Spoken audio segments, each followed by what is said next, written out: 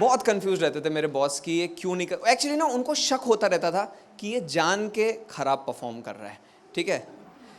क्योंकि मैं ऐसा नहीं था कि मैं सब चीज़ में ख़राब था, मेरी एक दो स्ट्रॉन्ग सूट थे, जैसे मेरी नेटवर्किंग बहुत स्ट्रॉन्ग थी, बट प्रॉब्लम यह है कि मेरी सिर्फ नेटवर्किंग ही स्ट्रॉन्ग थी। तो मैं क्लाइंट से रिश्ता बनाने के बाद और क्या बात करूँगा, काम ही करके देना पड़ेगा ना है। मैं क्लाइंट से बस ये सब बातें करे जा रहा हूँ, और आपकी छोटी डॉटर ठीक है। थोड़े टाइम बाद क्लाइंट भी पकड़ने लग गए थे मेरे को। एक दिन एक क्लाइंट बोलता है मेरी छोटी डॉटर घर पे भूखी बैठी हुई है क्योंकि उसके बाप ने ना गलत कंसल्टेंट को हायर कर लिया है। मैं कहा वो फूडी है वो।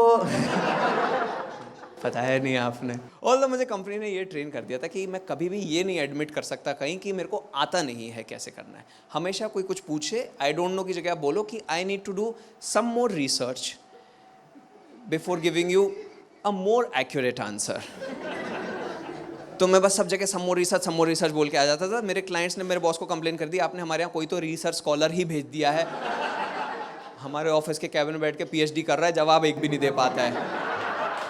मेरा बॉस मेरे से चिढ़ रहा था। मुझे तब समझ में आया जब उसने मेरे अप्रेजल जब नहीं दिया तो उसके फीडबैक फॉर्म में उसने लिख के दिया कि you use weaponised incompetence to get out of work, do you agree. मैं कहा sir I need to do some more research before agreeing और डिसअग्रीइंग। पता है आप में से कोई जानता है वेपनाइज्ड इनकॉम्पिटेंस क्या होता है? Anybody who is aware? Knowingly incompetent, correct correct, जिसको हम कहते हैं येड़ा बन के पेड़ा खाना, मैं बनूं पगलू काम करे अगलू, कि जान के आप खराब काम कर रहे हो।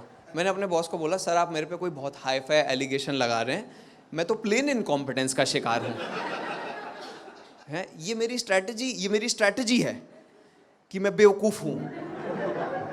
ये है मेरा सुपीरियर हाई सॉलिड प्लॉट कि मैं समझ ही नहीं पा रहा हूँ। वेपन तो शार्प होता है ना, मैं तो शार्प ही नहीं हूँ।